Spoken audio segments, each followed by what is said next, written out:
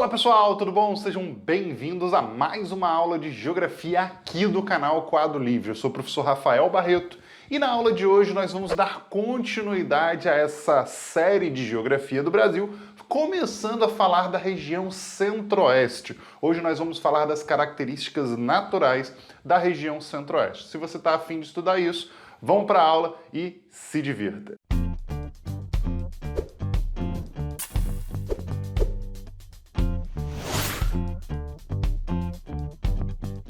Antes de mais nada, já se inscreve no canal, curte o vídeo, compartilha com seus colegas e não deixa de ativar esse sininho aqui embaixo, porque vão haver outras aulas da região Centro-Oeste de outros conteúdos importantes nessa série de Geografia do Brasil. Então, se você está estudando, presta bastante atenção e ativa esse sininho para você ficar sempre atento. Bem, hoje nós vamos falar sobre a região Centro-Oeste e vamos falar especificamente sobre os aspectos naturais. Como nós já trabalhamos na região Sul e na região Norte, que já estão no canal, se você não viu ainda, são vídeos que já estão no canal, hoje nós vamos falar um pouquinho da região Centro-Oeste. E a gente começa falando um pouquinho de quais são os estados que compõem a região Centro-Oeste e algumas curiosidades. Vamos lá. Bem, quando a gente fala da região Centro-Oeste, nós vamos ter ali estados até relativamente recentes, alguns deles, como por exemplo o Mato Grosso do Sul, que era parte do Mato Grosso, certo? O estado de Goiás é onde abriga o Distrito Federal, certo? Que é a região onde está a capital federal, que é Brasília, certo? O estado de Goiás, antigamente, ele era bem maior, porém, ele foi subdividido, criando o estado do Tocantins. O estado do Tocantins, que pertence à região norte, é uma confusão muito grande que a galera faz, que os alunos fazem, acham que muitas vezes o Tocantins pertence ao Centro-Oeste e não pertence ao Centro-Oeste, pertence ao Norte, tá? Então tem que ficar ligado nisso aí. Então a região, a macro-região, né, do Centro-Oeste, ela é formada pelo Mato Grosso e o Mato Grosso do Sul, certo? O estado de Goiás e o Distrito Federal. Tranquilo? Molezinha. Aqui nós temos as bandeiras de cada um dos estados, né? E também do Distrito Federal. Isso é importante a gente, né, dar destaque. São símbolos dos estados, são símbolos estaduais, muito importante. E aí algumas características da região Centro-Oeste, olhando a parte geral, né? É a segunda maior região do Brasil, em termos de área, só perde, obviamente, para a região norte do Brasil, é a região menos populosa do Brasil, ou seja, é onde tem menor quantidade de habitantes. Também devido ao seu processo histórico, foi uma região que demorou a ser ocupada, então naturalmente não é uma região que apresenta uma população muito grande. Tá, ok? Baixa densidade demográfica, ou seja, eu tenho uma população pequena para uma área muito grande, então a densidade demográfica vai ser muito baixa, né? Um forte desenvolvimento agrícola, lá é, né, uma região muito vasta, com grandes propriedades de terra, certo? E lá o agronegócio domina, né, grande parte, né, das áreas que são lá cultiváveis. Então você vai ter um domínio do agronegócio, do desenvolvimento agrícola, né, da questão agrícola lá. E uma coisa muito curiosa, das 5 macro-regiões, certo, que nós temos, essa daqui é a única que não é banhada pelo oceano, né? Pelo Oceano Atlântico, no caso, né? Pô, a região Sul, a região Sudeste, a região Nordeste e a região Norte, que tem um litoral menorzinho, que é só ali a parte do Pará, mas tem uma área banhada pelo litoral. A região Centro-Oeste, ela é a mais interiorana, então, das regiões, ela não tem nada no litoral. Então é uma região bastante centralizada em nosso país. Tranquilo, então, molezinha. Bem, e aí a gente começa a falar dos aspectos naturais propriamente dito, levando em consideração aqueles 4 grandes nichos da condição natural, que é o relevo, a hidrografia, né, o clima e a vegetação. Se nós olharmos direitinho, quando nós falamos de relevo, você vai olhar aqui, né, que eu tenho áreas de depressão, áreas de planície, que são em verde, e as áreas de planalto, que estão em laranja. Bem, quando nós falamos do relevo da região centro-oeste, a gente vai ter uma grande força dos planaltos, certo? Quando a gente fala das depressões, normalmente essas depressões são depressões relativas, lembrem-se disso. O que é uma depressão? Depressão é um relevo que está abaixo do relevo ao seu redor, certo? Só que são depressões relativas, mesmo abaixo do relevo ao seu redor, estão acima do nível do mar, tudo bem? Então, é uma condição muito importante. Então você encontra aqui algumas depressões que a gente chama muitas vezes de depressões interplanáuticas, que estão entre os planaltos, ok? Então você encontra essa região. As áreas de planícies, que são normalmente áreas de planícies sedimentares, as áreas de planícies normalmente são sedimentares, formadas pelo acúmulo de sedimentos relativamente recentes, quando nós entramos na questão geológica, certo? Você vai encontrar a região aqui do Pantanal, que é muito importante, é uma das maiores planícies, é a maior planície alagável, né, do mundo, é uma grande planície importante aqui da região, também para o Brasil, abriga uma grande biodiversidade, certo? Aqui você vai ter outra planície que vai dar principalmente para a região do rio, né, do rio Tocantins, na verdade do rio Araguaia, que fazem parte da mesma bacia, certo? Então também são importantes. E você também vai ter os planaltos. Só que os planaltos, a gente vai fazer uma análise importante aqui.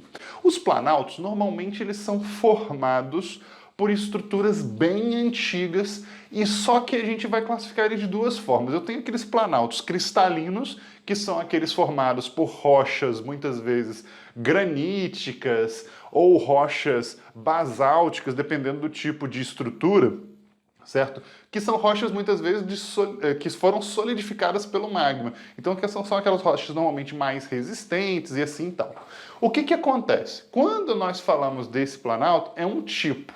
Mas o desgaste desse relevo também foi ocorrendo ao longo de milhões de anos, já que os planaltos eles são relevos extremamente antigos, certo? E muitos desses relevos de planaltos, por conta dos sedimentos que foram sendo gerados, eles foram se tornando mais planos, gerando áreas, né, de sedimentos, né, camadas de sedimentos, e isso nós vamos chamar de planalto sedimentar.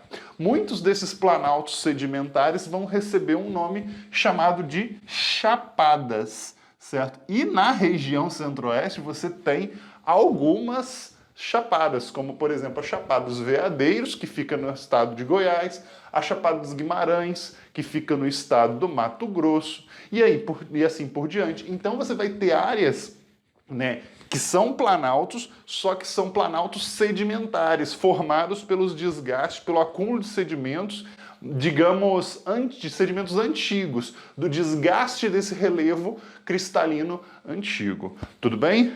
Molezinha.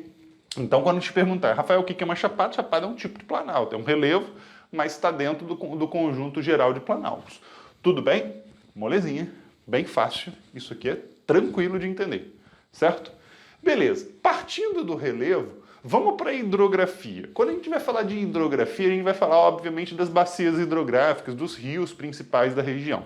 E é muito legal que a região centro-oeste, ela está dividida entre 3 bacias hidrográficas, né? Você vai ter aqui ao norte, essa região aqui, a bacia amazônica, onde o rio Amazonas não passa, tá? Ali é só uma área de drenagem do rio Amazonas. Você tem vários rios aqui que são afluentes do rio Amazonas. É uma região que vai levar água para a bacia amazônica. Então, não tem o rio principal aqui nessa parte, tá ok? O rio principal está lá na região norte. Já as outras duas, elas apresentam os rios principais, como por exemplo, aqui ó, eu tenho a bacia do rio Tocantins-Araguaia, uma bacia muito importante, por exemplo, para o escoamento de soja, né, das grandes plantações de soja, pelo rio até áreas de exportação no litoral, principalmente pelo rio Tocantins-Araguaia, né, o rio Tocantins ou o rio Araguaia, porque é uma bacia com 2 grandes rios, certo? Então, tanto o Rio Tocantins quanto o Rio Araguaia, eles fazem essa função de hidrovia, certo? É uma forma de ter esse caminho natural para levar, seja soja, seja pessoas, seja qualquer outra coisa, vai poder levar, certo? Então, é essa região aqui. O Rio Araguaia, ele nasce na região centro-oeste, a área nascente dele é na região centro-oeste. O Rio Tocantins também nasce no estado de Goiás e corre pelo estado de Tocantins em direção ao litoral. Tranquilo? Então você tem uma segunda bacia hidrográfica, que é a bacia do Rio Tocantins-Araguaia, também uma bacia extremamente importante para o Brasil. E a última bacia é a Bacia Platina, que lembrem-se que a Bacia Platina ela é composta por 3 grandes rios, que é o Rio Paraguai, o Rio Paraná e o Rio Uruguai. São 3 grandes rios extremamente importantes, né, para o Brasil, principalmente o Rio Paraná, que é um rio de planalto, com capacidade de gerar energia hidrelétrica muito grande, tanto é que é no Rio Paraná que você encontra a hidrelétrica de Itaipu, binacional, que fica ali na fronteira entre o Brasil e o Paraguai, produz grande parte da energia elétrica, né, de algumas áreas e algumas regiões do Brasil, certo? Então é muito importante. O Rio Paraguai, ele surge aqui no Brasil também, e ele surge no Mato Grosso, desce e corre em direção ao Paraguai, passa aqui ó, na fronteira com o Mato Grosso do Sul e corre em direção ao sul, vai se juntar com o Rio Uruguai e Rio Paraná mais abaixo. O Rio Paraná, ele também corre por aqui, certo? Corre aqui na fronteira entre o Mato Grosso, o estado de São Paulo e o estado ali do Paraná, certo? Cai aqui na divisa e também daqui a pouco se junta ali com o Rio Paraná. Então é uma região com grande quantidade de água, né? Um grande volume, né, de rios. Rios esses, a maioria deles são rios perenes, rios que sempre estão com águas e acabam sendo muito importantes também para a região, certo? Muito legal isso aqui, muito tranquilo. Para concluirmos, vamos falar das duas coisas, dos 2 fatores que são extremamente importantes, né? Um importante para o outro, uma relação muito íntima entre clima e vegetação. Rafael, quando a gente fala de clima da região centro-oeste, a gente vai encontrar qual clima? Bem, nós vamos encontrar alguns climas. Você vai encontrar principalmente o clima tropical tradicional, que é aquele que vai pegar a maior parte da região centro-oeste. Praticamente 80% aí da região centro-oeste é clima tropical típico, ok? Ao norte, você vai ter o destaque para uma vegetação mais equatorial, mais de floresta. Então lá você também vai encontrar o clima equatorial. Então uma parte da região norte, uma parte da região do centro-oeste, ali a região norte do centro-oeste, vai ser uma região com mais umidade, com uma condição mais próxima do clima equatorial. Então você tem ali um clima equatorial. A pontinha do Mato Grosso do Sul, você vai encontrar ali um clima, né, já um pouquinho mais frio, subtropical. Não tem grande força, não tem grande intensidade. Mas a região centro-oeste tem como importante, o mais importante de todos, o clima tropical típico. Rafael, esse clima tropical típico, ele pode ser chamado de outra forma? Pode. Ele pode ser chamado de tropical tradicional, tropical continental, algumas outras formas de chamar. Mas pode ser chamado, por exemplo, tropical típico ou tradicional, né? É o clima tropical. Bem, quando nós olhamos o clima tropical típico, ele tem algumas características muito importantes. Por exemplo, primeira coisa que a gente tem que lembrar, é um clima que apresenta 2 estações extremamente bem definidas. Se nós olharmos o climograma, vocês vão perceber isso de cara. Olha só, eu tenho uma estação entre maio, junho, julho e agosto, que é uma estação extremamente seca. As chuvas acumuladas muitas vezes não chegam nem a 100 milímetros, certo? Em alguns meses, quase 0. Certo? É uma estação seca, é o inverno. O inverno do clima tropical típico, ele é um período com temperaturas um pouco mais baixas do que o verão, porém bem seco, ok?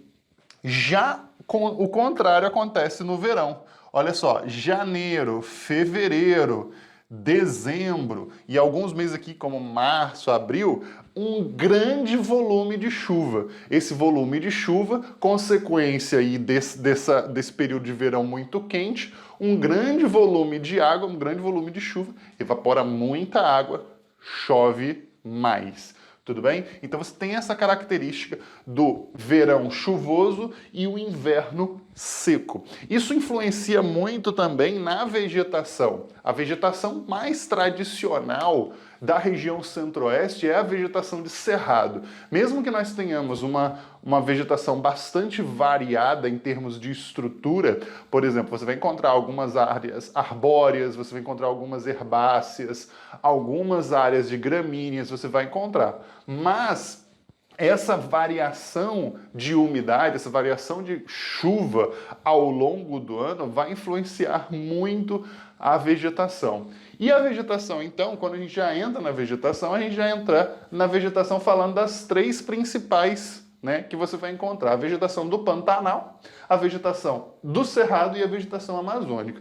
Começando pela vegetação de floresta amazônica, que você encontra ali no norte do estado do Mato Grosso, é obviamente uma vegetação arbórea, não é uma vegetação tão densa como a floresta amazônica propriamente dita, é uma região que sofre bastante aí com desmatamento em algumas situações, tá ok? Obviamente você tem a vegetação composta por uma condição arbórea, uma vegetação de árvores maiores, é o típico de floresta, tá? Vegetação latifoliada e assim.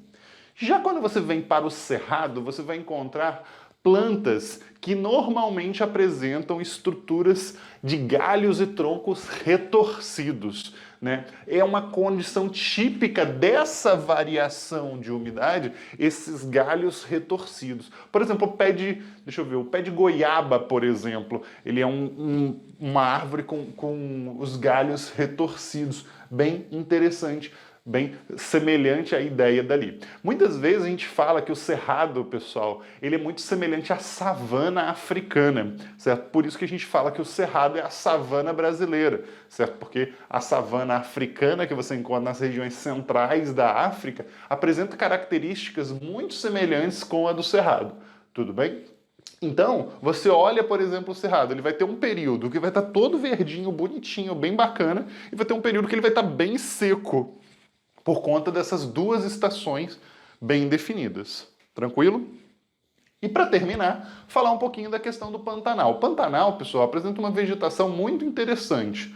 Tenho que dar destaque à vegetação a uma característica dela, que é a vegetação higrófila. Rafael, o que é uma vegetação higrófila? Higrófila são vegetações ou plantas extremamente resistentes a água. Rafael, como assim? Então, a região do Pantanal, como eu já falei, é uma região, uma planície alagadiça, uma região que acumula grandes volumes de água.